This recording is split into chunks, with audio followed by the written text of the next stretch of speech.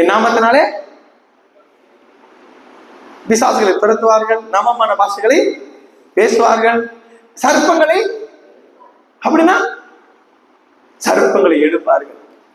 ஒரு பிரச்சனை நடக்கும் போது அந்த பிரச்சனையில இவங்க பக்கம் நானு இவங்களை எதிர்ப்பேன், இவங்க பக்கம் நானு இவங்களை எதிர்ப்பேன். நாம 2 பேருக்குள்ள பிரச்சனையை உண்டாக்குன சர்ப்பத்தை மட்டும் தனியா எடுப்பாங்க. அல்லேலூயா. தனியா தூக்கி போட்டுருவாங்க.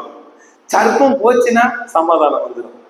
அது யாருக்கா இருந்தாலும் சரி, அது எவ்வளவு பெரிய யுத்த வீரர்களுக்கா இருந்தாலும் சரி, இந்தியா பாகிஸ்தானா இருந்தாலும் சரி, யாரா இருந்தாலும் சரி, சர்ப்பம் தான் பிரிவினையையும் சண்டையையும் குழப்பத்தையும் உண்டாகும்.